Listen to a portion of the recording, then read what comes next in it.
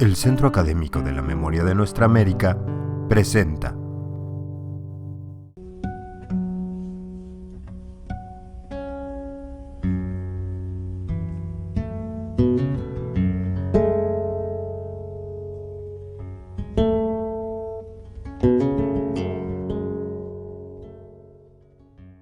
Muchas gracias a ustedes, para mí es un gusto estar aquí en la Universidad Autónoma de la Ciudad de México y compartir con los profesores y los estudiantes avances de la investigación.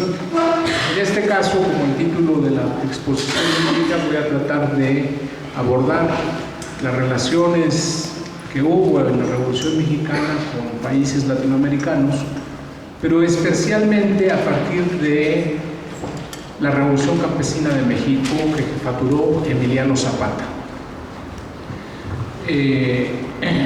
Creo que es importante considerar desde el principio que en los años 70 y 80 un grupo considerable de estudiantes de historia en la Facultad de Filosofía y Letras de la UNAM llevaron a cabo el rescate de los principales archivos históricos del zapatismo. Son miles de documentos, miles. Nada más el archivo Genoveva de la O son 21 o 22 mil documentos.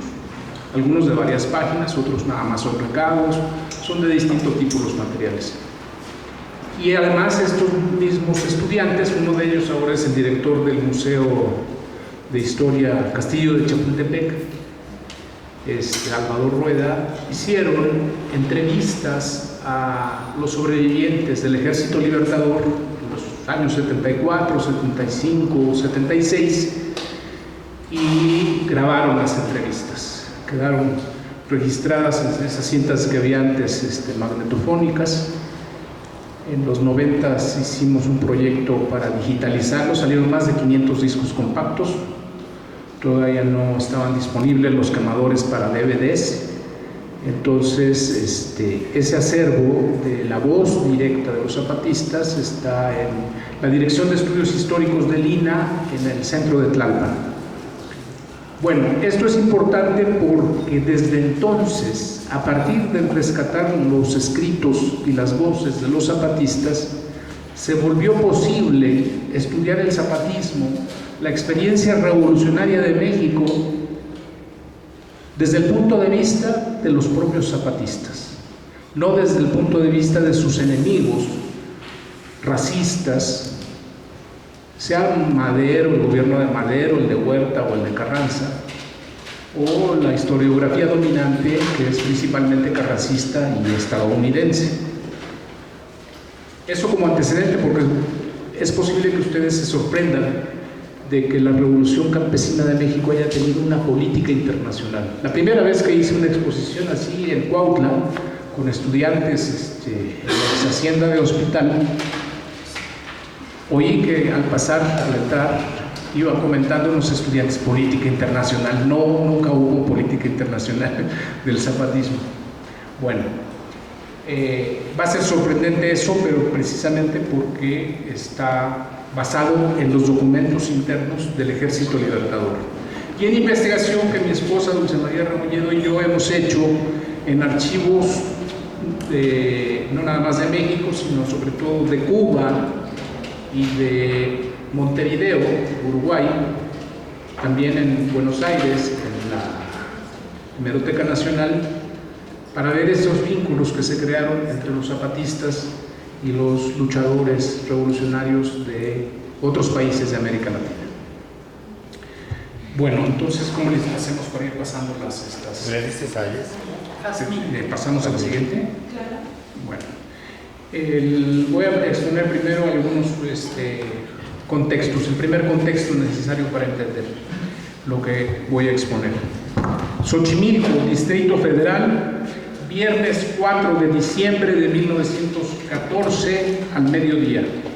Acompañan a Emiliano Zapata, general en jefe del Ejército Libertador, su hijo Nicolás, de 8 años, su hermana María de Jesús Zapata, su hermano Eufemio Zapata y su primo, el general Amador Salazar, entre más personajes de la Revolución del Sur. Fue en ocasión de aquella reunión histórica de Zapata y Villa, en Xochimilco. Un agente del Departamento de Estado de Estados Unidos, Leo Cánova, observó detalladamente el encuentro y poco después reportó a Washington sus impresiones. Pancho Villa, un hombre de gran energía y de inmensa confianza en sí mismo. Emiliano Zapata parecía estar estudiando a Pancho Villa todo el tiempo. Añadió Cánova, el agente espía, Zapata es un idealista. Se podría decir que es un soñador como José Martí. Tal comparación no era casual. El agente Cánova fue reportero de la agencia AP e informante de Washington en la Guerra de Independencia de Cuba. En mayo de 1914, meses antes de esta reunión, Cánova propuso al Departamento de Estado un plan de supervisión sobre México basado en la enmienda Platt. Ya. Bueno. Sí.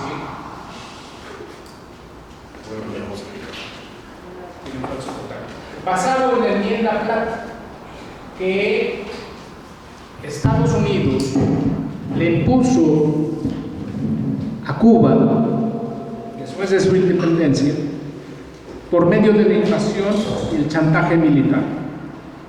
Quedó como apéndice de la Constitución, de la primera Constitución cubana, la enmienda Platt, que establecía, entre otras cosas, que Cuba no podía contraer préstamos o relaciones internacionales con otros países sin la autorización de Estados Unidos, que Estados Unidos tenía derechos territoriales sobre Cuba, incluso todavía hasta la fecha sostienen la base naval de Guantánamo, que también es campo de tortura, y eso empezó con la invasión de Estados Unidos en Cuba y la implantación de la enmienda Platt en 1901.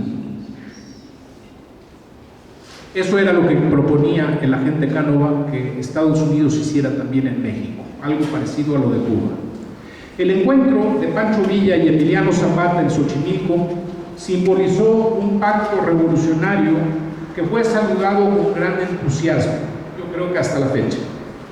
Paulino Martínez, experimentado luchador contra la dictadura de Porfirio Díaz, periodista militante en actividades clandestinas del magonismo y presidente de la delegación zapatista enviada a la Convención de Aguascalientes ese mismo año, el 14, expresó con anhelo intenso en Xochimilco lo siguiente: este es el primer día del primer año de la redención del pueblo mexicano, la unión entre la Revolución del Sur y la Revolución del Norte.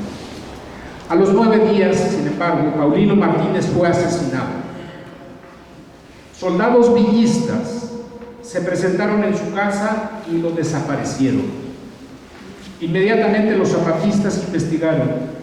Supieron que Paulino Martínez había sido enterrado en el cuartel de San Carlos, de San Cosme, y que el principal responsable del asesinato era Eduardo Iturbide, un millonario con inversiones en grandes haciendas de regadío en Michoacán y Colima, exgobernador del Distrito Federal durante la dictadura huertista y coronel de la División del Norte. Así que se aprestaron los zapatistas a detenerlo, pero antes pidieron a Pancho Villa su aprobación. Cuando los zapatistas estaban a punto de hacer la captura, Eduardo Iturbide se escondió en la casa de Herbert Cunard Cummings, diplomático inglés. Lo apoyaron Thomas de Holland, encargado de la representación de Gran Bretaña, aquel que informó a Londres que la Convención de Aguascalientes había sido un parlamento de monos. Y Manuel Cardoso de Oliveira, el embajador de Brasil que representaba los intereses de Estados Unidos en la Ciudad de México. Inmediatamente, el secretario de Estado norteamericano, William Bryan, ordenó al agente especial John Silliman que hiciera cualquier cosa para salvar a Iturbide, pues este había entregado la Ciudad de México al ejército carrancista a la caída de Huerta, y sería muy desafortunado que fuera muerto cruelmente, arguyó Bryan. Enseguida el agente León Cánova, aquel que reportó a Washington la reunión de Xochimilco, sacó clandestinamente del país a Eduardo Iturbide. En aquellos días se dijo que Eduardo Iturbide distribuyó $500,000 de pesos entre varios americanos, los agentes Silliman, Cánova y otros, para que le consiguieran un pasaporte. Había una poderosa red detrás de Eduardo Iturbide, el asesino de Paulino Martínez. Poco tiempo después, el 30 de mayo de 1915, el New York Times anunció en primera plana que Woodrow Wilson iba a poner límite al desorden de México, es decir, la revolución. Exigirá la formación de un gobierno encabezado por una persona que tenga la confianza de Estados Unidos, dijo el New York Times, y en este sentido se menciona el nombre del general Eduardo Iturbide. Es decir, en Estados Unidos, gracias a una operación mediática, Iturbide ascendió de coronel a general, y como tal fue nominado por el New York Times como la esperanza de México. También fue promovido en Londres por el semanario financiero The Economist. Eduardo Iturbide, descendiente de Agustín de Iturbide, el primer emperador fusilado por la República, además estaba apalancado por las compañías petroleras extranjeras y por el cardenal James Gibbons, uno de los capitanes de la derecha norteamericana, presidente del Consejo Católico Nacional de Guerra durante la Primera Guerra Mundial. ¿Pasamos?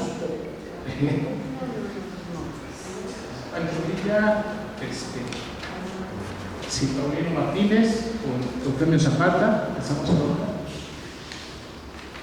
otra más? Ahí. En aquel tiempo, curiosamente, había uno que se decía Príncipe Iturbide, sucesor de Maximiliano, heredero del trono imperial de México.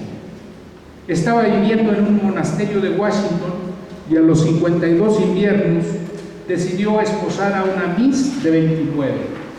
En la boda, el 5 de julio de 1915, se vanagloriaba de que era hijo de Maximiliano de Habsburgo, el segundo emperador fusilado por la República.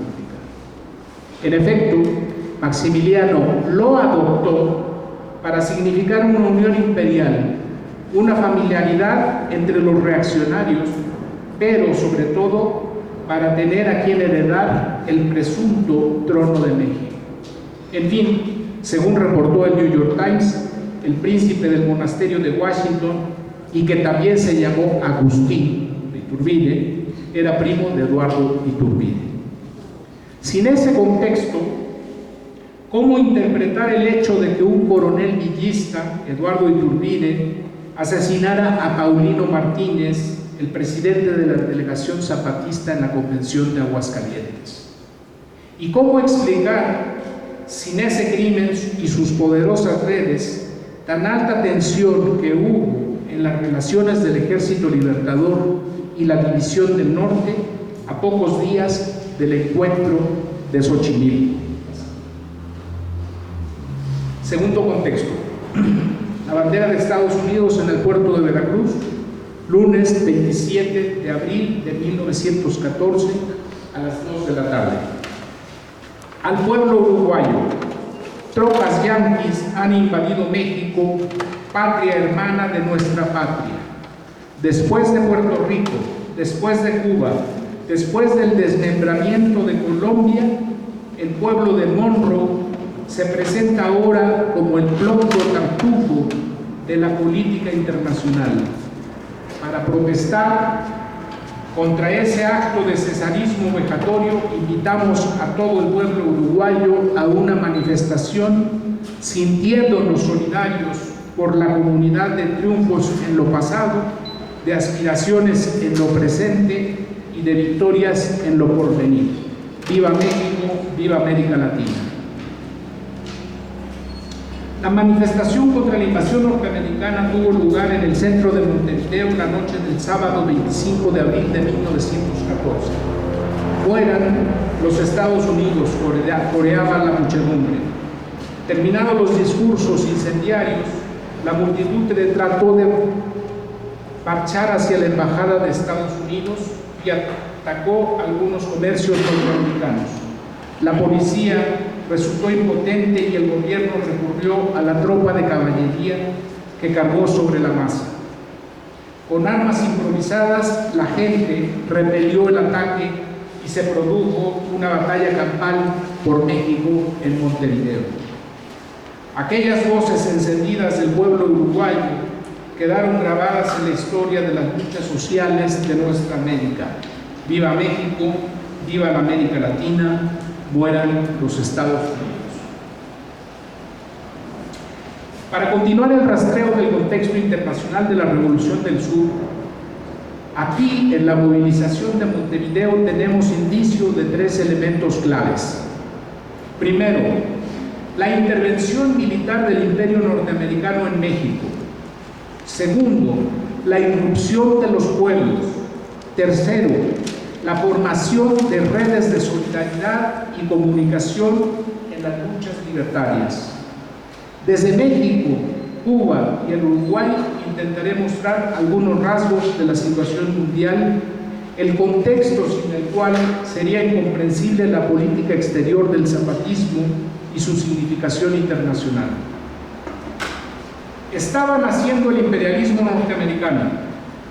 La política de Estados Unidos entre 1898 y 1920 significó 50 intervenciones armadas no encubiertas, es decir, que se aprobaron en el Congreso y que fueron públicas en todo el mundo.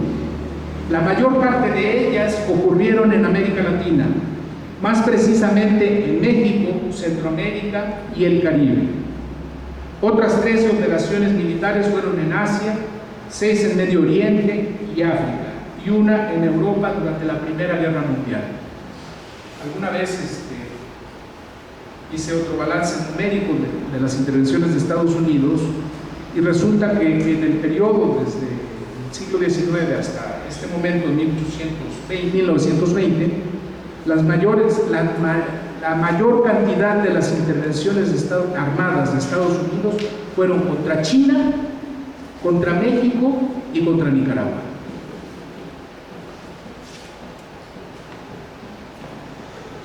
El rasgo distintivo de esas acciones fue un doble propósito: derrotar la insurgencia de los pueblos y así disputar a otras potencias dominantes el reparto del mundo. Un libro del Centro de Historia Militar del Ejército de Estados Unidos, publicado en 2009, señala con orgullo imperial: en unas espléndidas guerras que solamente tuvieron 8 meses de duración, Estados Unidos invadió exitosamente Cuba, Puerto Rico y Filipinas el año de 1898. En el Tratado de París, diciembre de ese año, España cedió a los Estados Unidos las islas de Guam y Puerto Rico.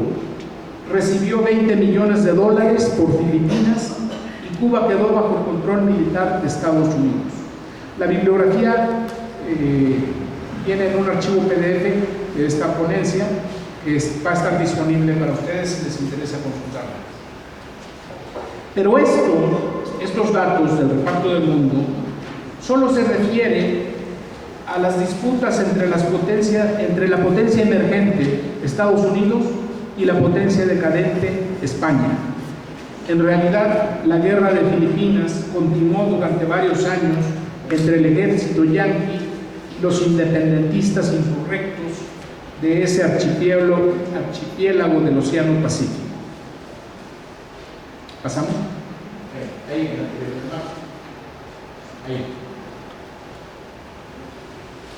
En particular, la guerra contra las guerrillas filipinas se convirtió en modelo para las operaciones de contrainsurgencia durante la primera mitad del siglo XX.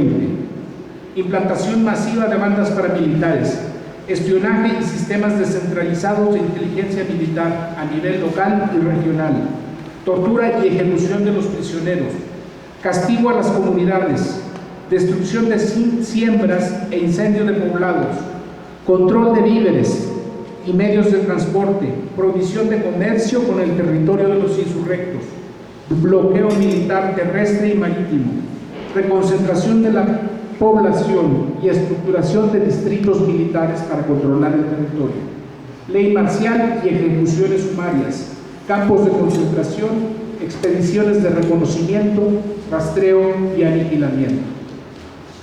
Estos antecedentes de la invasión, de las invasiones yanquis, son importantes para la historia de México.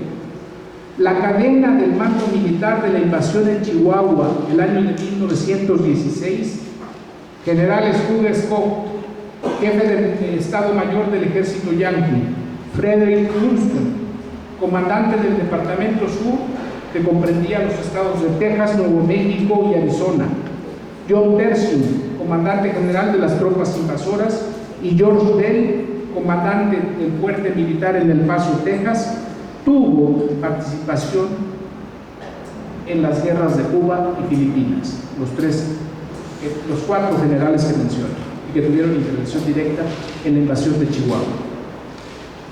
Johnston, además, que era el jefe de todos ellos, fue el comandante militar que estuvo a cargo de la invasión del puerto de Veracruz en el año de 1914, aquella que llevó a las manifestaciones de Montevideo, Uruguay. El 17 de abril de 1916, después de la rebelión y la masacre de Parral, Chihuahua, el general Johnston dio nuevas instrucciones militares a Tercio para continuar, cito textualmente, estos de documentos del ejército que están en el archivo histórico de Estados Unidos, para continuar nuestra misión con alguna posibilidad de éxito, es absolutamente necesario que asumamos una completa posesión del territorio mientras estemos en el país en que operamos y establecer el control de los ferrocarriles y medios de subsistencia. Por eso recomiendo la captura inmediata de la ciudad de Chihuahua y el estado de Chihuahua, así como el aseguramiento de los ferrocarriles como la medida preliminar más necesaria. Aquí vale la pena hacerles un comentario breve del mapa. Ustedes saben que Columbus fue atacada por tropas, asaltada por Pancho Villa. Bueno, desde que Pancho Villa se movió desde este rumbo hacia Columbus, cada día prácticamente el gobierno de Estados Unidos, el Departamento de Inteligencia Militar y el Ejército estaban informados. Decían, viene Villa por acá, viene Villa por acá, traen 300 hombres, esto. Inmediatamente después del ataque, el mismo 9 de marzo, empezó la invasión de México. Empezó la invasión de México y desde Columbus hacia Chihuahua. Están marcados estos cuadros porque son bases militares importantes de Estados Unidos en esta zona de la frontera. Pocos días después, el plan de la invasión que presentó Johnston fue aprobado por el gobierno de Estados Unidos e inició la invasión. Aquí termina la primera fase de la invasión. Uy, no se nota la fecha, pero creo que dice 17 de marzo. En Colonia de Blan, Chihuahua, que ahora está conurbado a Nuevo Casas Grandes. Usaron las operaciones en pinzas desde este rumbo de Achita, un rancho que hay por acá, y desde Columbus. Las columnas se reunieron en Ascensión, después bajaron a Colonia Tuplán, donde establecieron su primer cuartel general, Pershing. Decidió entonces avanzar principalmente en 3 columnas, una vez controlada la zona, hasta Namiquipa, aquí fue el segundo lugar donde puso su cuartel general tercio el 24 de marzo, 2 semanas después. Ya estaba. ¿Qué dice? Advertencia.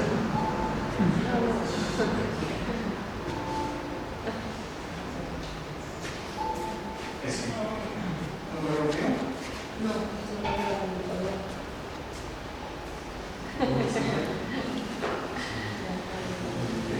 Es el imperialismo, es el imperialismo. Es el imperialismo.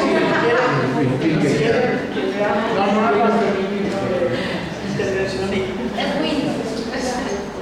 Cancelar. Y denegar eso. Cierra ya.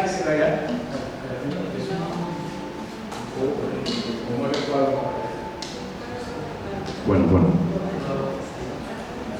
A ver, entonces aprovecho para explicarles una parte de esto. Miren, se dice que fue una operación punitiva para castigar a Villa por el asalto a Columbus. El ejército de Estados Unidos decía no. El informe del secretario de Guerra de Estados Unidos de 1917 dice textualmente: no fue una expedición punitiva. Bueno, si agarramos a Villa, está bien, pero lo principal era controlar el territorio de México, un país que estaba opulento, desordenado, y el gobierno no lo podía controlar. Ahorita lo voy a repetir. Pero cuando estaban aquí, los gringos recibían información de distintos tipos acerca de dónde estaba Pancho Villa, y ellos dicen en sus documentos: no sirve para nada esa información. Nos dicen que Pancho Villa está aquí, al mismo tiempo en distintos lugares, no se veía. Y aún así, decidieron avanzar desde Namiquipa hasta los límites con Durango a Parral, con formación de columnas paralelas, y se puede ver que desde el principio el destino era Parral, con la marcha de estas columnas y todo del pueblo, principalmente los estudiantes de sexto de primaria de la escuela 99 de Parral salieron a tirar de piedra a los gringos, y se produjo el enfrentamiento. Los gringos respondieron con ametralladoras y fusiles y mataron a 40 mexicanos en Parral.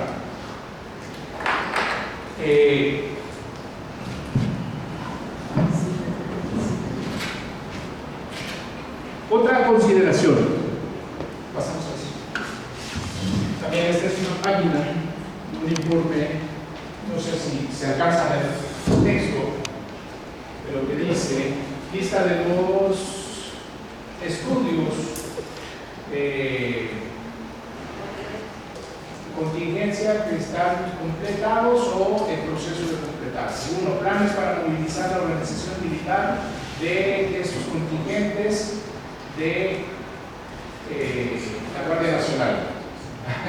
De la Guardia Nacional está completado. Plan para organizar y concentrar a la infantería regular, a las divisiones en Galveston, Texas, y otros lugares para enviarlos a Veracruz.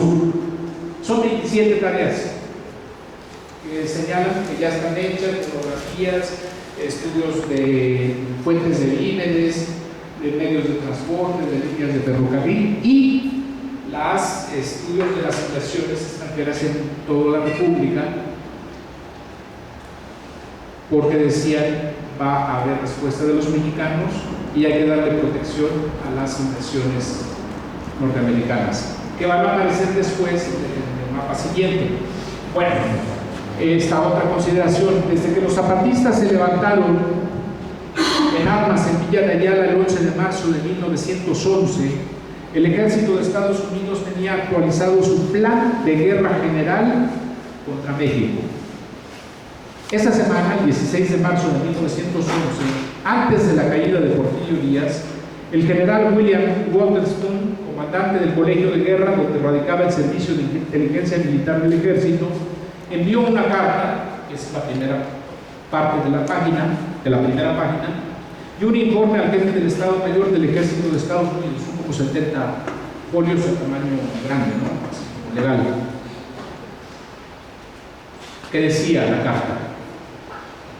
Al jefe del Estado Mayor.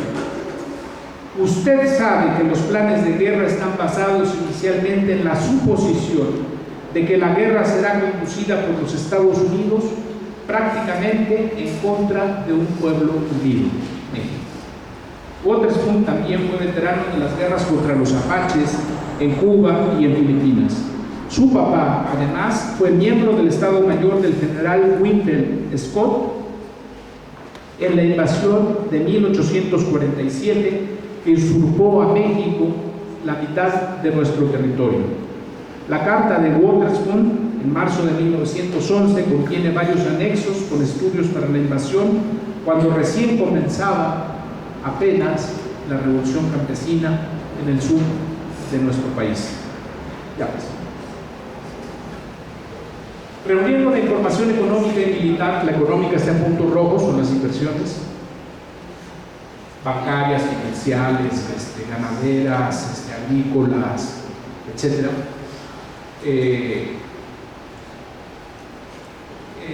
Reuniendo todo eso en un solo mapa, podemos descifrar los principales objetivos de la intervención militar yanqui planteada al inicio de la Revolución Mexicana. Según ese plan, los intereses territoriales de Estados Unidos en México pueden agruparse en 4 categorías. Zonas estratégicas que siempre han sido de interés para Estados Unidos por su ubicación geopolítica: Baja California y el Istmo de Tehuantepec. 2. Zonas mineras y metalúrgicas, principalmente Sonora, Chihuahua, Coahuila, Nuevo León, San Luis Potosí, Aguascalientes y Guanajuato, siempre según los documentos. 3. Zonas petroleras, Tamaulipas y el norte de Veracruz, en ese tiempo era la zona petrolera. 4. Zonas en donde se realizarían las principales acciones militares de la invasión. Las líneas operativas del puerto de Veracruz a la Ciudad de México, de Acapulco a México, Tampico a San Luis Potosí, Nogales a Guaymas, Ciudad Juárez a la ciudad de Chihuahua, Piedras Negras a Monclova, Nuevo Laredo a Monterrey y de Monterrey a Torreón, de Coatzacoalcos a Salina Cruz, así como los demás puertos del Pacífico y el Golfo de México, que serían bloqueados como ocurrió en Filipinas. ¿Sí? Las enseñanzas de Filipinas están presentes en ese plan de un general que participó en la guerra de Filipinas. Pasamos a la siguiente. Desde aquel año 1911, la intervención militar de Estados Unidos en la Revolución Mexicana fue constante. En 1911, para la caída de Porfirio Díaz, el imperio movilizó 20,000 soldados a la frontera de México. Para la caída de Francisco Madero, en 1913, Washington amenazó invadir a México y desplazó barcos de guerra frente a las costas del Golfo de México, especialmente el puerto de Veracruz, pero también Tampico. Para luego, en 1914, para la caída de Victoriano Huerta, el ejército yanqui invadió México y realizó la mayor movilización de la flota de guerra que hubiera hecho hasta ese momento. En 1916-1917, febrero nada más del 17, las tropas yanquis volvieron a invadir México en campaña para aniquilar al villismo y tomar el control del norte del país, mientras que en el sur los carrancistas invadieron Morelos buscando aniquilar al zapatismo. Bueno, los documentos, si ustedes los pueden ver en internet, Fort Bliss tiene donde se concentró la mayor parte de las tropas destinadas a respaldar la invasión. Tienen una página fuerte y allí dice que nunca antes Estados Unidos, desde la guerra civil a mediados del siglo XIX, había hecho una movilización militar tan grande como la que se hizo en 1916. Dice, fueron 150,000 soldados de la Guardia Nacional y 35,000 del ejército regular los que marcharon. No todos entraron, nada más entraron una parte de ellos. En el momento más alto de la invasión fueron 20,000 soldados, pero la mayor parte estuvo en la frontera, dispuestos a entrar. ¿Cómo se llama la página? Fort Bliss, con doble S. Además, es preciso considerar otras formas de intervención militar norteamericana: el control del flujo de armas y municiones, así como la información estratégica durante la Revolución Mexicana. Un dato que se puede añadir es que las invasiones a Chihuahua contra el villismo y para ocupar el territorio del norte de México, y de Morelos en el sur por parte de los carrancistas, fueron sincronizadas. Es decir, empezaron al mismo tiempo. A los 2 días de que Estados Unidos ingresó a México, las primeras columnas el 10 de marzo, el 12 de marzo ingresaron los carrancistas en Morelos y terminaron al mismo tiempo, en febrero de 1917. Incluso el ejército de Estados Unidos, como una especie de homenaje al carrancismo, anunció que el último contingente de las tropas invasoras salía el 5 de febrero de 1917, fecha en que el carrancismo promulgó su constitución.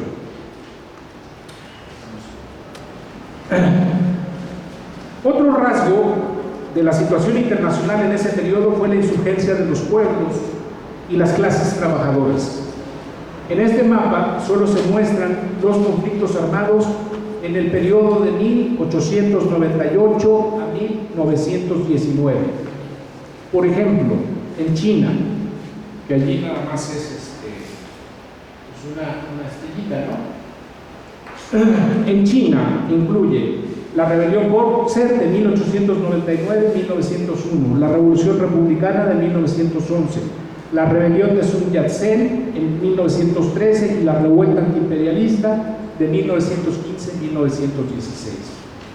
En el mapa se puede apreciar que existían ciertas zonas del mundo que eran más relevantes desde el punto de vista de la insurgencia popular: Asia, África, América Latina y Europa del Este.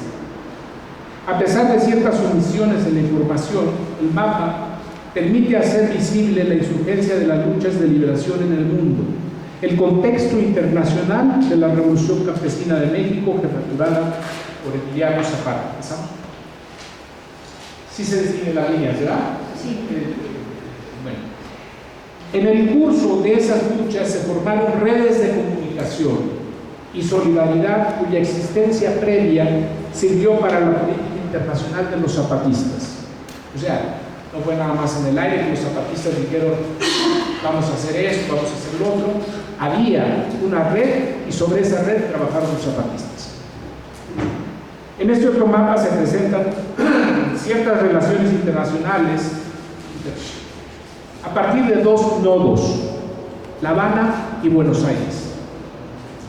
En el primer caso, los datos se tomaron del periódico cubano Tierra y solamente se considera el puente que esa comunicación estableció entre el periódico magonista Regeneración y sus suscriptores en Uruguay, Argentina, Chile, Brasil, Venezuela, Perú, Panamá y Costa Rica.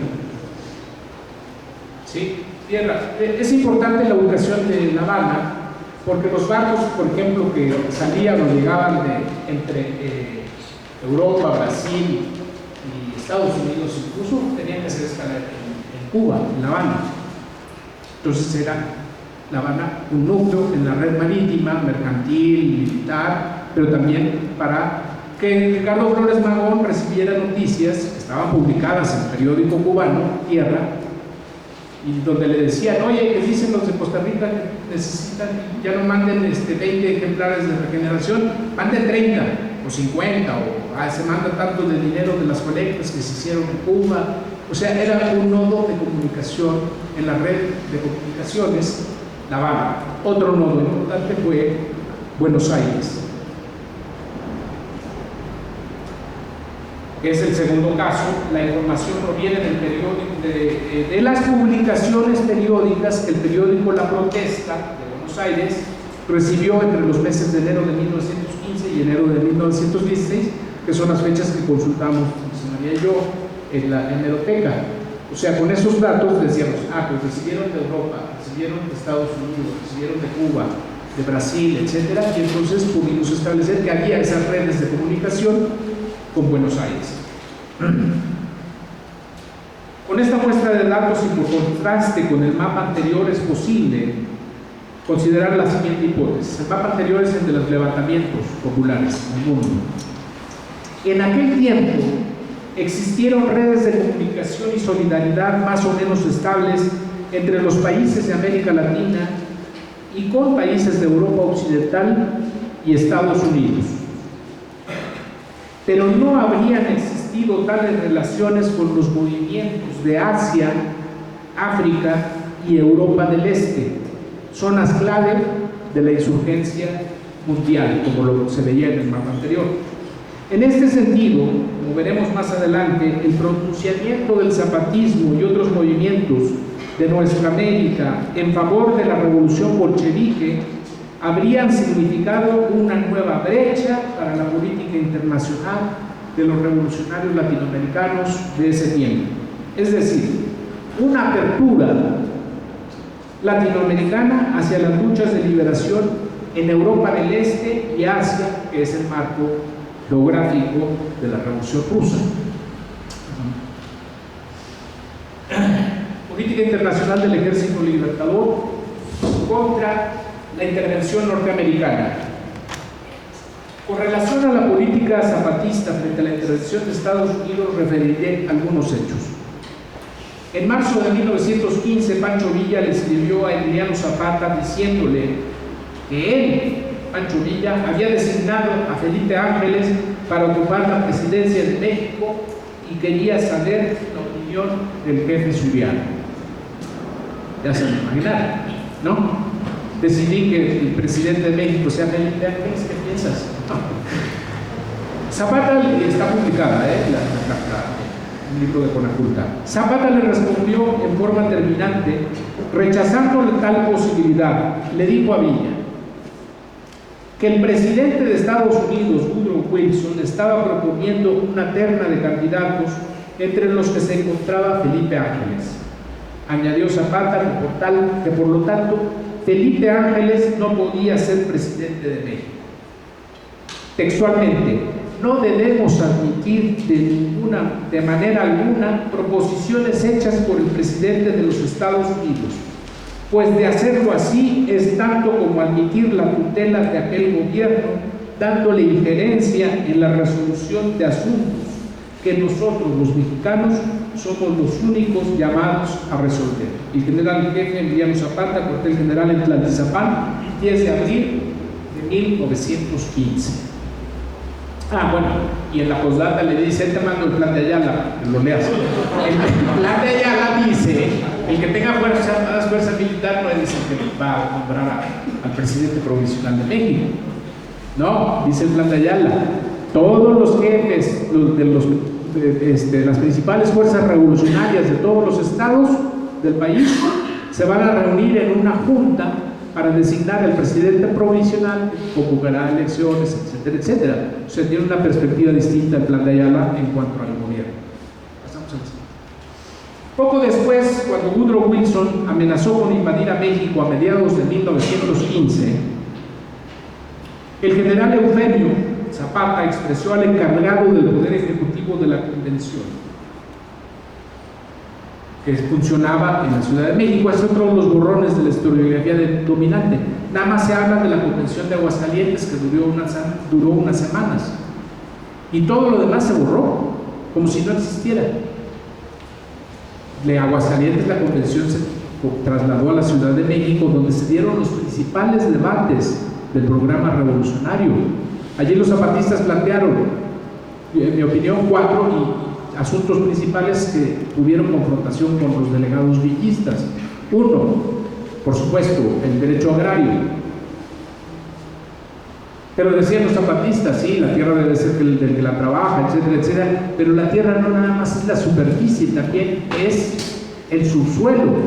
En consecuencia, un general zapatista, José Sabino Díaz, del rumbo de la Caleja, Puebla, en las faldas del volcán que es el Iztaccíhuatl, por el rumbo de San Martín Texmelucan, de ayer está general, hijo de un panadero que llegó a vivir a Tlaxcala y que después, ya joven, se vino a estudiar leyes a la Ciudad de México, y ese general se hizo zapatista y entonces propuso la nacionalización del petróleo en febrero y marzo de 1915 a la Convención Revolucionaria. Dijeron, archívese. Primer punto, agrario y petrolero. Segundo punto, el debate importante en la Convención de la Ciudad de México: los derechos de los pueblos indígenas, el derecho al voto.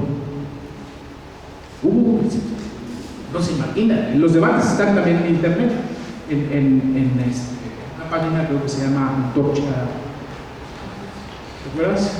Algo de Antorcha Virtual, algo así, que tiene todos los debates, crónicas y debates de la convención, algunos que son en este caso versiones taquigráficas. Se puede ver cómo plantearon, ¿no? ¿Cómo se les ocurre? Si ni siquiera saben hablar el idioma de Castilla, ¿cómo creen que van a tener derecho para votar? Tercero, el derecho de los obreros a hacer huelgas, boicot y sabotaje para defender sus derechos laborales. También dijeron, no, los laboreros son unos tales borguales, locos, no quieren trabajar. Y cuarto punto que provocó un fuerte debate fue el de los derechos de la mujer. La emancipación de la mujer, decían los zapatistas, y yo digo también de los jóvenes. Dice, empezando por el derecho al divorcio. Bueno, ese es el contexto en el que se debatía en la convención y en el que Woodrow Wilson chantajeó a México, quiso chantajear, amenazando con invadir. Entonces, Eufemio Zapata hizo una carta a la convención que nunca fue publicada en México, pero en Estados Unidos la publicó el New York Times, y dice así, hay que considerar, es una traducción de la traducción, y eso tiene sus inconvenientes. Dice Eufemio, en respuesta a su mensaje del día de hoy, le decía Roque González Garza, con relación a la intervención solo le puedo decir que somos mexicanos.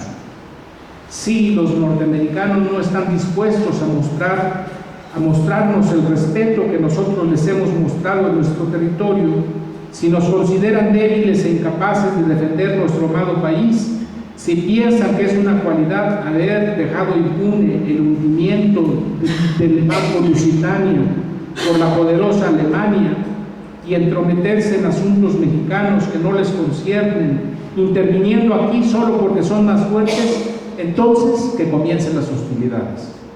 No importa si envían a 20 millones de soldados, nos opondremos 1 contra 200, pero nunca los mexicanos se van a acobardar con bravuconadas.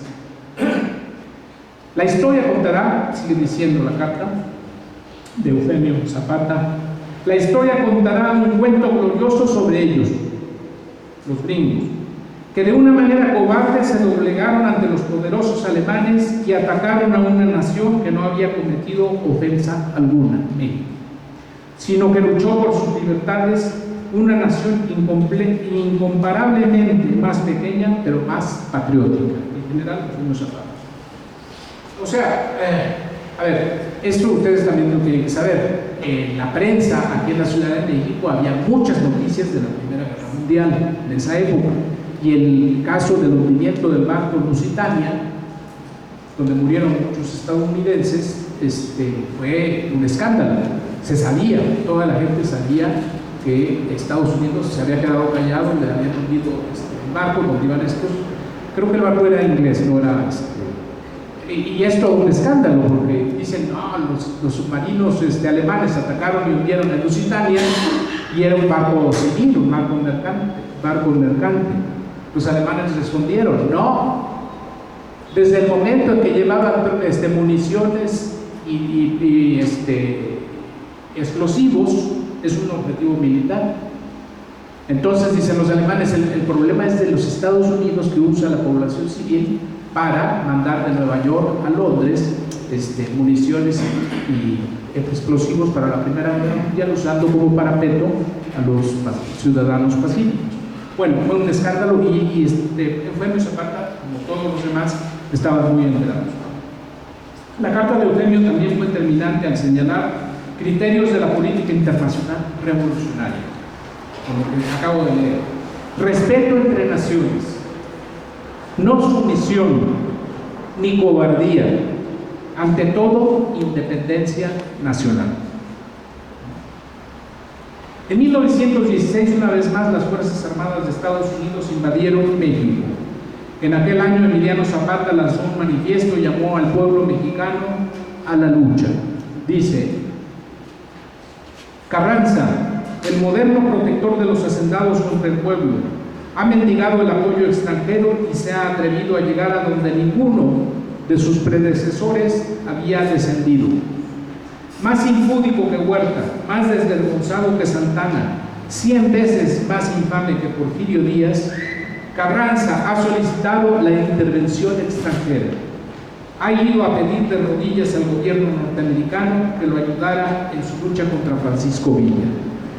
El pueblo de Hidalgo del Parral, Chihuahua, dio ya su merecido a los invasores, a los que escarmentó e hizo huir vergonzosamente, y es bien sabido que a estas fechas multitud de patriotas se han incorporado a las filas de los revolucionarios del norte para contestar agresión por agresión y golpe por golpe. El Ejército Libertador invita al pueblo a que lo secunde en este último y definitivo esfuerzo, en este supremo impulso para conquistar su verdadera libertad. El general en jefe Emiliano Zapata, 29 de mayo de 1916.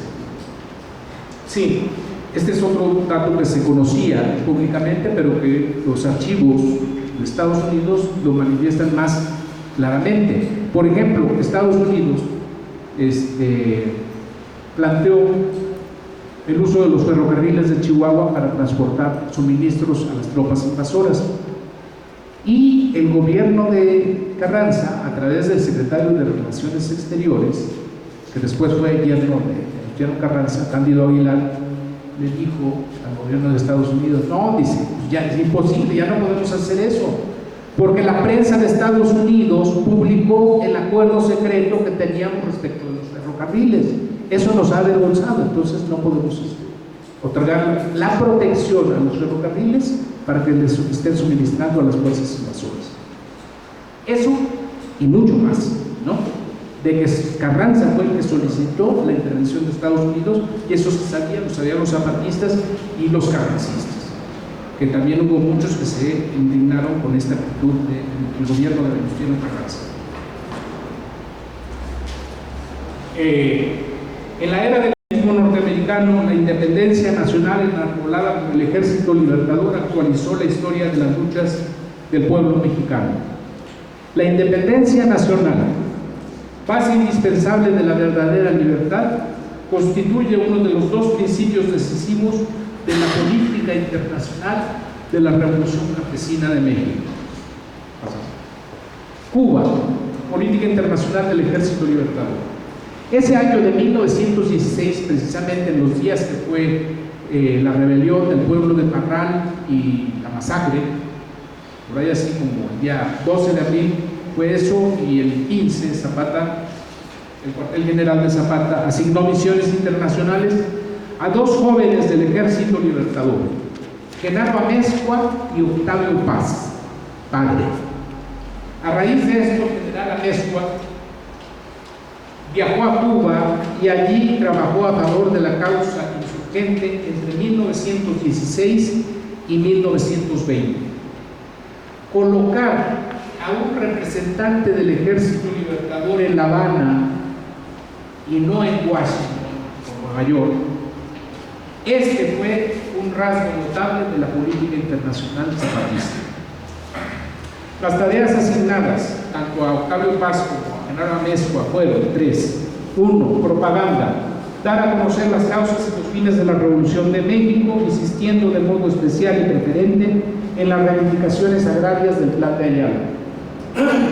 2. Relaciones.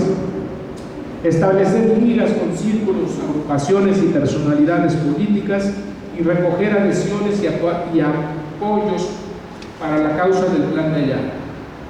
3. Apertrechamiento. Contratar la compra y el envío de armas y material de guerra para el Ejército Libertador. ¿Pasamos? Hubo dos antecedentes de esa decisión, porque a Cuba. Primero, el periódico libertario cubano Tierra había sido enlace entre el periódico mexicano Regeneración y sus suscriptores, como ya lo dije, a propósito de las redes internacionales. Asimismo, Antonio Díaz Soto y Gama, secretario de la Casa del Obrero Mundial y después uno de los integrantes del equipo de trabajo de Emiliano Zapata, sostuvo relaciones con aquel periódico cubano. Aquí puse un fragmento de una carta de Soto y Gama que se publicó en Cuba, creo que en 1913. Dice, no alcanzo la fecha, pero bueno. Es 2 de marzo de 1912. Antes de que Soto y Gama estuviera con Zapata,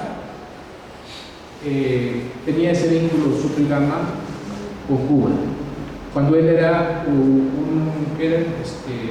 secretario de la Casa del Obrero Mundial. Ese es otro asunto. Dicen, la Casa del Obrero Mundial se pasó con Carranza, pero no, en realidad hubo un sector radical que no se pasó con Carranza, sino se pasó con el zapatismo. Soto y Gama fue uno de ellos, otro fue Luis Méndez, que fue el fundador de la Casa del Obrero Mundial, Sastre, y otros sí se pasaron con Carranza, porque el doctor Geraldo Murillo llegó con una maleta de bilipiques que les dijo, bueno, quieren, se van a declarar neutrales, entonces ya me voy. Y entonces los otros, Jacinto Huitrón y todos ellos les dijeron, no, quédate, ven para acá, vamos a hablar. Y entonces ellos se pasaron al carrancismo, y eso lo narran ellos mismos, Jacinto Huitrón y no me acuerdo ahorita sus nombres. Tierra difundió extensamente la causa insurgente de los vagonistas y los zapatistas. En el artículo La Revolución Social en México, en agosto de 1912, este periódico se refirió a los rebeldes surianos del siguiente modo: los campos de México son en la actualidad el teatro donde se desarrolla el acontecimiento más trascendente que hayan visto los siglos, el proceso más interesante, más grande, más hermoso que presenciaran los hombres. Tener a la vista en los campos donde se lucha por tierra y libertad, anarquistas, es un periódico anarquista. Pensar un momento en la titánica labor realizada por los gigantes que están en acción en el terreno de la lucha armada. Pasamos. El segundo antecedente en la decisión de enviar a Cuba a Genaro Amezcua es que Octavio Paz se fue a Texas y de allí pasó a San Francisco, y Octavio Paz sí trató de mandó un barco de contrato con armas y municiones que debía desembarcar en la barra de Tecuanapa, allí en la costa chica de Guerrero, y allí iba a intercambiar material de guerra por pieles de la montaña de Guerrero. Pero no, bueno, ya. El segundo antecedente es la militancia del cubano internacionalista Prudencio Casals Rodríguez en las filas surianas. Casals, es apellido catalán, también tuvo vínculos con el periódico Tierra, donde publicó una carta que decía: somos libertarios, no liberales, es decir, defendemos la libertad doquiera sea necesario hacerlo. Este caso permite observar otra dimensión de la práctica zapatista, donde la independencia nacional no está reñida con el internacionalismo revolucionario, sino que los dos principios insurgentes se entrelazan. Considérese que Emiliano Zapata nombró al internacionalista Casals como responsable de la nacionalización de bienes en Morelos. La nacionalización de bienes se estableció desde el Plan de Ayala. Pero antes, el general zapatista Jesús Navarro, que operaba en la montaña de Guerrero, nombró a Casals como su representante en la Convención Revolucionaria de la Ciudad de México. Allí, Federico Cervantes, ingeniero militar del ejército porfirista y representante de Felipe Ángeles, cuestionó el nombramiento de Casals por su nacionalidad. Casals le respondió: bueno, la versión taquigráfica no dice por su nacionalidad, dice, y usted habla medio raro, dice, ¿de dónde es? ¿De qué nacionalidad tiene? Entonces Casal le respondió, nací en La Habana, soy hijo de Cuba y no tengo nacionalidad. Mi nacionalidad es la tierra y la humanidad. No vine de la luna ni de Marte. Lucho por la libertad humana. Desde el momento en que existen las ideas socialistas, considero como patria cualquier lugar en que pueda prestar mi ayuda a la humanidad que lucha por la causa de la libertad. Además, es casi como un Che Guevara de la época, ¿no? Además, consideren ustedes que actualmente el joven historiador del rumbo de Amecameca, de Ozumba, Estado de México, Moroni Hernández de Olarte, está rescatando la trayectoria de otro internacionalista en las filas del Ejército Libertador, Julio Cuadros Caldas, originario de Colombia.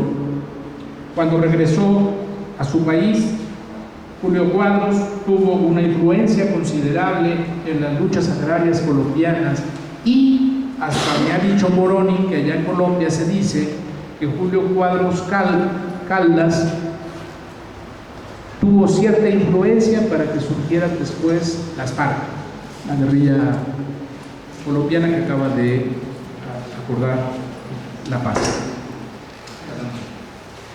Con relación a las prácticas internacionalistas en la historia de México, es posible tener en cuenta que Benito Juárez tuvo a dos cubanos como ministros de guerra, los generales Anastasio Parrodi y Pedro Ampudia, quienes además habían combatido en nuestro país en la guerra contra la invasión de Estados Unidos en 1847. Asimismo, hubo mexicanos internacionalistas que ayudaron a la formación del Ejército Libertador de Cuba que organizó José Martí. Entre ellos, el general José Inclán Rico, originario de Puebla, fusilado por los españoles cerca de La Habana en 1872. Genaro Amezcua, a sus 26 años, había desempeñado importantes tareas como oficial mayor, ministro de Gobernación y ministro de Hacienda de la Convención Revolucionaria, cuando ya se había trasladado a Morelos. Como tal, firmó la emisión de billetes que circuló en el territorio zapatista desde enero de 1916. Fue integrante del Consejo Ejecutivo de la Convención y suscribió la Ley Revolucionaria para la supresión del monopolio de las armas, que manifiesta el eco de la Comuna de París en México. Dice esa ley: la fuerza, como el derecho, reside esencialmente en la colectividad social. En consecuencia, el pueblo armado sustituye al ejército permanente. Consideren ustedes también que esta fue la experiencia práctica de la Revolución Campesina, el pueblo armado, y esa ley no debiera ser tomada solamente como discurso. Amezcua no pudo estudiar en la escuela a pesar de que su familia tuvo ciertos recursos económicos, debido a que muy niño enfermó de los ojos por más de 8 años. Él ya notó de que le había dado un enfriamiento de ojos. Adquirió su educación de manera autodidacta con apoyo de sus padres. Sus abuelos y tíos abuelos militaron en las filas de Benito Juárez durante la guerra de 3 años contra la reacción y después en contra de la intervención francesa y la dictadura de Porfirio Díaz. Amezcua escribió que así fue como se formó su espíritu combativo y el sentimiento patrio y humanitario en favor de la gente humilde. A los 15 años difundía el periódico Regeneración en los estados de Puebla y Oaxaca. Desde Cuba, Amezcua divulgó documentos de la Revolución del Sur y en 1918 hizo una recopilación para publicar en La Habana el libro zapatista México Revolucionario a los pueblos de Europa y América, 1910-1918. El cuartel general del sur lo felicitó por esto. Dice: el libro ha gustado a todos los que lo han conocido, porque Amezcua, a través de su mamá, envió un ejemplar y toda su correspondencia la enviaba hasta Tlaltizapán, ¿no? Cruzando las líneas carrancistas. Este libro está en pantalla, que nos costó mucho trabajo encontrarlo. Buscamos por autor, Genaro Amezcua, nada, pues no aparece como autor. Buscamos como México, y tampoco.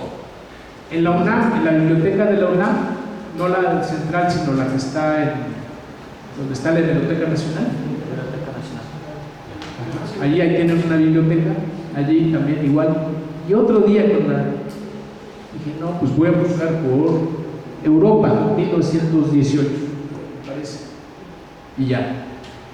Encontré el libro, lo pueden ustedes consultar en la biblioteca de la Biblioteca Nacional, allá por la sala de Nezahualcóyotl.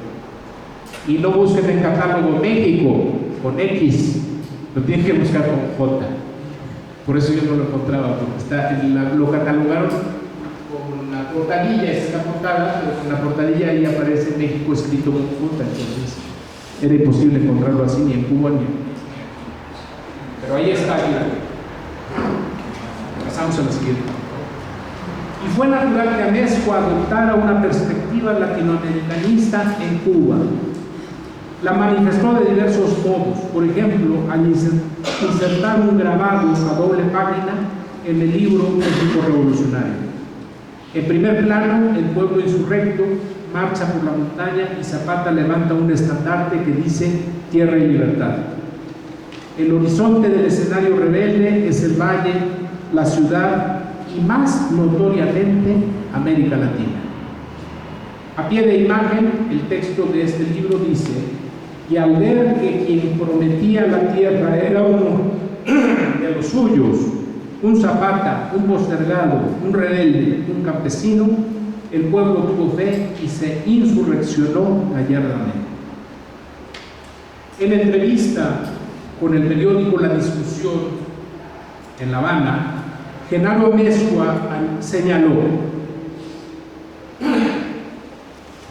la bella patria de Maceo, de Martí y de tantos otros buenos tiene despierta nuestra simpatía e interés, máxime cuando en nuestras filas contamos con un buen cubano que con nosotros ha luchado con lealtad y abnegación, ha compartido como hermano nuestras alegrías y penalidades. Por su esfuerzo y adhesión a la causa popular ha conquistado el afecto del general en jefe y de cuantos le rodeamos. Sin mencionarlo por su nombre, Amezcua habló del general Prudencio Casals Rodríguez, comandante de la Brigada Roja en la División Zapata del Ejército Libertador. En Cuba, el representante zapatista trabajó para cumplir 3 misiones que le asignó el cuartel general: propaganda, relaciones y apertrechamiento. En febrero de 1918, a 3 meses del triunfo de la revolución bolchevique, que en el calendario que usaban allá era octubre, por eso se llama Revolución de Octubre, pero en el calendario ya nuestro sería noviembre, principios de noviembre. A 3 meses de la revolución bolchevique, Emiliano Zapata envió a Genaro Amezcua una carta y Amezcua la difundió el 1 de mayo de 1918 en La Habana. Es el documento que aparece ahí con la foto de Zapata, 1 de mayo del mundo. Dicho documento expresa el otro principio decisivo de la política internacional zapatista: el interés supremo de todos los pueblos oprimidos. La carta de Zapata dice así, en 2 fragmentos: mucho ganaría la humana justicia si todos los pueblos de nuestra América y todas las naciones de la vieja Europa comprendiesen que la causa del México revolucionario y la causa de la Rusia irredenta son y representan la causa de la humanidad, el interés supremo de todos los pueblos oprimidos. Pero es preciso no olvidar que en virtud y por efecto de la solidaridad del proletariado, la emancipación del obrero no puede lograrse si no se realiza a la vez la liberación del campesino. De no ser así, la burguesía podrá poner estas dos fuerzas la una frente a la otra. Así lo hicieron en México Francisco Madero en un principio y Venustiano Carranza últimamente. Le faltó decir, y así lo hicieron en Rusia también, ¿no? Que formaron fuerzas contrarrevolucionarias o fuerzas campesinas. Así, al inarticular el interés supremo de todos los pueblos oprimidos, la política internacional zapatista dio 3 pasos al frente. 1. Intervino en el debate político de esa coyuntura, reconociendo y apoyando públicamente la causa justa de la revolución bolchevique. 2. Buscó incidir en la práctica rebelde internacional comunicando una experiencia fundamental de México, la necesaria unidad de los trabajadores del campo y la ciudad. 3. A partir del pronunciamiento sobre la Revolución Rusa, también abrió una brecha para ampliar las redes internacionales de los latinoamericanos hacia Europa del Este y Asia, que, como dije, es el marco geográfico de Rusia. Pasamos a la siguiente. Política internacional del Ejército Libertador, República Oriental del Uruguay. Desde Cuba, Genaro Amezcua estableció relaciones con organizaciones de América Latina y Europa. El vínculo con el periódico uruguayo La Batalla será subrayado posteriormente en esta presentación. Ya voy a terminar, no se preocupen.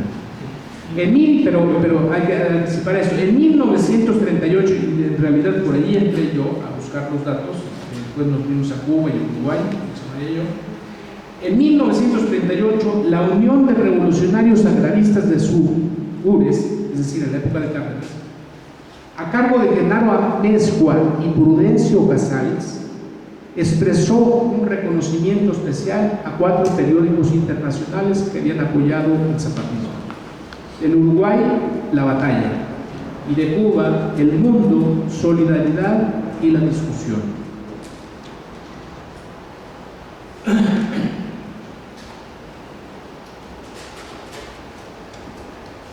La Batalla se fundó en Montevideo el año de 1915, ya había desaparecido el periódico Tierra y todo eso, pero en Uruguay se fundó en 1915 La Batalla.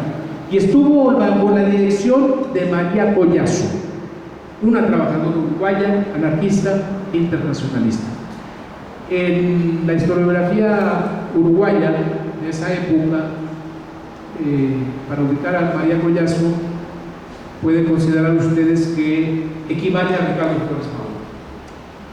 Nada más que ella no estaba en el extranjero, sino que estaba en Montevideo, y todos los primeros de mayo era oradora en los discursos, muy combativa, María Collazo.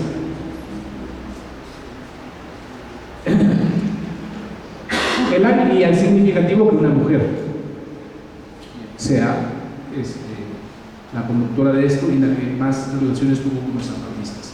El año de 1907, en Buenos Aires, María Collazo participó destacadamente en la huelga de inquilinos. Aquel fue un movimiento social masivo en que las mujeres fueron las grandes protagonistas de la acción. Se han calculado 100.000 huelguistas, es decir, el 80% de los inquilinos de Buenos Aires. Igual que Tierra, el grupo de La Batalla sostuvo que la Revolución Mexicana era una revolución social, polemizando con grupos anarquistas diletantes que negaban el carácter social a la lucha de México. También La Batalla tuvo buenas relaciones con los magonistas. Así, cuando el ejército de Estados Unidos invadió México en 1916, La Batalla protestó enérgicamente y convocó a la movilización del pueblo uruguayo. Publicó: después de haber sometido a las repúblicas centrales de América y mantener su gobernación militar en la isla de Cuba y otras antiguas colonias españolas, los Estados Unidos se han propuesto matar totalmente el espíritu viril del pueblo mexicano hasta que, exhausto de sangre y recursos, se entregue a completa satisfacción a los que ambicionan explotar sus enormes fuentes de riqueza. La llamada Casa Blanca ha querido comprar con el vil metal la sangre y la libertad de ese pueblo, que a pesar de haber sostenido una lucha incesante de largos años, todavía hoy se apresta a afrontar valientemente una heroica cruzada contra los ejércitos invasores. La batalla comprendió la causa justa de la Revolución del Sur y en sus páginas dio a conocer la revolución campesina jefaturada por Emiliano Zapata. El contacto uruguayo fue a través de Cuba. Dice un artículo de la batalla publicado en 1917: por notas y documentos que obran en nuestro poder, enviados desde Cuba por Genaro Amezcua, delegado de Zapata que se encuentra en gira de propaganda, nos podemos dar cuenta de la importancia de dicha revolución. Reciban los valientes revolucionarios mexicanos nuestra voz de aliento y estén seguros que en la forma como marchan los acontecimientos mundiales, 1917, pronto nos acompañaremos y nos incluiremos mutuamente para que el programa de lucha sea completa y prácticamente tierra y libertad. No desmayemos, Rusia nos alienta. En efecto, el periódico La Batalla apoyó a la Revolución del Sur y a la Revolución Bolchevique, a pesar de que en ambos casos tal posición política fuera criticada con dureza por otros grupos anarquistas. Amezcua, mientras tanto, enviaba informaciones a México sobre la situación internacional.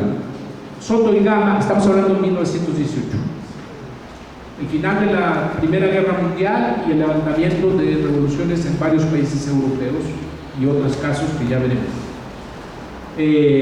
Soto y Gama expresó con elocuencia el impacto que tuvieron tales noticias en el cuartel general del Ejército Libertador, y a raíz de esto se dieron nuevas instrucciones a Genaro Amezcua para el desempeño de su misión internacional. Dice Soto y Gama, a Amezcua, carta a Genaro Amezcua: la situación mundial excepcional, única, encantadora. Estamos de acuerdo, nada más sugestivo y consolador que el simultáneo erguimiento del proletariado ruso, el austriaco, alemán, inglés, qué sé yo. Parece que tocan a redención, a rebeldía, a gloria. Muy justa la admiración de usted para la revolución rusa, muy meritoria su labor de acercamiento con los luchadores mundiales. Es el momento crítico, la hora sagrada para producir reclamaciones, para hacer valer derechos, para imponer condiciones a los gobiernos. Nunca hasta ahora han tenido los proletarios mejor oportunidad. Por eso tengo fe, por eso creo en los destinos de nuestro México, en el porvenir de nuestra América, en las sorpresas que nos prepara este gran siglo. En estas condiciones, sigue diciendo Soto y Gama, el trabajo de usted y de sus dignos compañeros resulta trascendental y solemne, y los aplaudo con todo mi corazón, pero hay que bregar mucho, es preciso hacer un gran esfuerzo, así lo espero de la juventud de usted. Ya el general Zapata en su carta da a usted instrucciones sobre el asunto internacional, respecto de la cual hay que ser muy prudente. Respecto de la situación internacional hay que ser muy prudente. Por ahora, prudencia, discreción y tacto. No deje usted de seguir enviándonos recortes de periódicos. Las instrucciones de Zapata a Amezcua, las nuevas instrucciones fueron precisas. Amezcua debía hacer ver la necesaria unidad de los trabajadores del campo y la ciudad, asunto poco atendido por los propagandistas obreros, escribió Zapata. Sí, esta frase constante en los documentos zapatistas, nuestra América, también en el diplomado, todo eso, saben ustedes, es de José Martí. está presente la influencia. No es que sea conocido Zapata y Martí, los grandes símbolos de nuestra América, pero hay esa red.